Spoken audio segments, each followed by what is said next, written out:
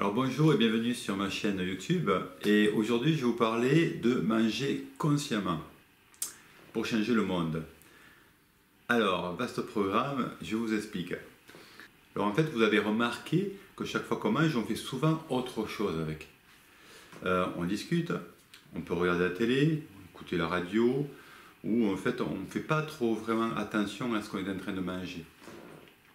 Or, si on se rendait compte, en fait, toute l'énergie qu'il a fallu pour que l'aliment qui est dans votre assiette y arrive, c'est-à-dire que, imaginons que vous mangez un poisson, ben ce poisson, il a dû grandir dans la mer pendant des années, peut-être des années, ça dépend le poisson que vous avez mangé. Il a été pêché, il a fallu le congeler ou le ramener vivant, ensuite il a fallu le préparer, ou l'envoyer à la poissonnerie a dû louer un bâtiment pour pouvoir vous vendre le poisson. Ensuite, vous avez dû aller le chercher, le préparer pour qu'en fait il finisse dans votre assiette. Ça demande beaucoup d'énergie, vraiment beaucoup. Quand on y pense, en fait, c'est énorme. Pareil, quand vous mangez une plante, la plante, elle a poussé dans une terre. Cette terre la nourrit pendant plusieurs mois. Et puis ensuite, les personnes aussi qui sont occupées de la plante ont dû les arroser, ont dû faire des choses avec. On les a ramassés, on les a vendus, il y a eu des intermédiaires peut-être, vous l'avez à présent dans votre assiette, vous l'avez préparé. Tout ça demande beaucoup d'énergie. Et cette énergie-là, en fait, on ne la respecte pas, c'est-à-dire on mange comme si c'était normal de manger, comme si tout ça en fait n'avait aucune valeur. Voilà. Et c'est un peu dommage. Parce qu'en fait, on passe à côté de beaucoup de choses. Si on arrive à se rendre compte de tout ce processus-là, tout ce qui se passe, en fait, on aurait de la reconnaissance envers les personnes qui ont participé à cela, ou envers l'animal, ou la plante qui a participé à cela, même la terre, en fait. Et cette reconnaissance-là nous nourrirait beaucoup plus qu'on est en train de manger réellement. Et en plus, on nourrirait les gens qui ont participé à ça. Parce que chaque fois que vous mangez quelque chose et vous dites « Waouh, c'est super bon », en fait, ce super bon-là, vous envoyez cette énergie-là à la personne qui a préparé le plat. Ou au poisson que vous êtes en train de manger parce que vous trouvez qu'il a un bon goût par lui-même. Si maintenant vous êtes en train de manger avec conscience et que vous sentez que ce que vous mangez n'a pas beaucoup de goût, de valeur, que ce n'est pas quelque chose vraiment de goûteux. Peut-être que ça vient de la personne qui a préparé, mais ça vient aussi de comment ça a été fabriqué. Il est clair que des tomates ou autres qui sont fabriquées de manière industrielle, sans terre, sans rien, ne peut pas vraiment avoir beaucoup de goût. Hein, c'est normal, alors qu'une tomate qui sort d'un sol vivant, là c'est complètement autre chose. C'est rempli de nutriments, dont l'apparence est la même, mais à l'intérieur c'est pas du tout pareil. Et ça, votre corps le ressent.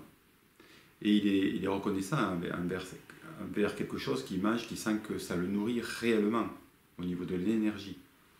Donc chaque fois que vous mangez quelque chose qui n'est pas bon, sur plein d'aspects, ou qui n'est pas beau, ou qui n'est pas bon, en fait, vous envoyez aussi une mauvaise énergie à la personne qui a fabriqué ça, ou qui a fait qu'en fait ce ne soit pas beau. Et cette personne-là, s'il y a beaucoup de gens qui envoient cette énergie-là, et on l'envoie inconsciemment en fait, hein, on l'envoie vraiment, mais à un moment donné la personne elle sent que ce qu'elle fait c'est pas joli quoi, c'est pas bon, c'est pas bien quoi, et elle va petit à petit ne plus s'aimer, et elle risque de tomber malade, et peut-être faire un cancer ou autre.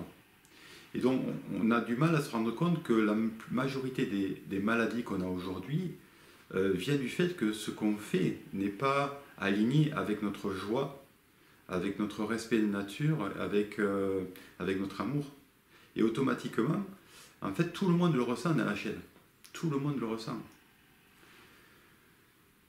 Donc si de temps en temps, je ne dis pas tout le temps, parce que je sais que c'est difficile d'abandonner un réflexe, mais si régulièrement, de temps en temps, vous faisiez un repas avec conscience, vraiment en ressentant toute cette énergie qu'on a mis dans votre plat, tout cet amour, ou ce non-amour. Et si vous sentez qu'on a mis du non-amour, peut-être qu'il ne faut plus acheter ce non-amour, parce que ça vous envoie du non-amour à l'intérieur de vous, un non-respect de vous-même, voyez. Donc, mais prenons le fait que ça vous nourrisse, vous vous sentez respecté, aimé. Eh bien, en fait, vous aurez peu de chances de tomber malade. Vous aurez peu de chances d'être malheureux. Vos pensées seront positives, vos sentiments seront positifs et votre corps sera heureux. Donc vous voyez qu'avec simplement de la nourriture, avec simplement en mangeant, on peut vraiment transformer le monde. Hein. Et on peut faire ça avec plein de choses. Hein. Chaque fois que vous faites quelque chose, que ce soit une sculpture, que ce soit un magasin, que ce soit un livre, si chaque fois que vous faites quelque chose, vous le faites avec votre cœur, en y mettant de la beauté, de l'attention, eh bien les gens le ressentent en face. Et ils vous en savent grâce. Alors vous ne le voyez pas parce que ça ne se passe pas sur le plan physique. Des fois ça se passe sur le plan physique. Quand vous faites un beau cadeau, qu'il est bien emballé, on sent que la personne y a pris du soin, ça vous touche davantage que quelqu'un qui vous donne un cadeau sans goût. Hein, vous avez tous vérifié ça. Bon. Donc voilà, en fait ça se passe physiquement, mais aussi ça se passe sur le plan énergétique. On est tous connectés sur ce plan-là. Donc voilà, changer le monde, ça peut être juste manger en conscience et dans la reconnaissance. Et ça va vous éviter de manger des choses qui ne vous correspondent pas, qui ne sont plus en valeur avec vous-même. Donc vous pouvez parler pendant un repas par exemple, mais parler de ce que vous êtes en train de manger, de dire, de partager vos saveurs, vos impressions. Ça peut être très intéressant. Voilà, mais être concentré sur le repas. Et après, aller faire la fête, et après, regarder la télé, et après, faire autre chose. Mais, voilà, j'insiste sur ce point-là. Les chrétiens, à l'époque, faisaient le bénédicté, qui est une manière de faire cela, un peu rapide à mon goût, parce que peut-être qu'ils ne prennent pas vraiment conscience, parce que ça prend un certain temps quand même, de ressentir toute l'énergie qui a été mise dans les choses. Donc, dire une prière... c'est intéressant parce que c'est déjà dans ce sens qu'il faut aller. Mais c'est vraiment plutôt un ressenti. Et prendre du temps à ça. C'est pas dire une prière et après manger en faisant sans conscience. Non. C'est dire une prière intérieurement, remercier et ressentir pendant tout le repas. Voilà, c'est ça, manger consciemment. Et vous pourriez faire tout avec la conscience, marcher consciemment, parler consciemment.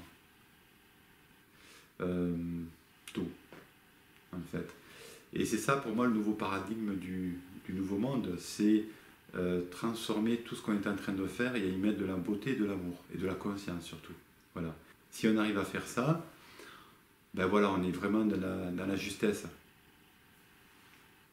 Et là, il peut ressortir de quelque chose, d'une société très intéressante et très respectueuse.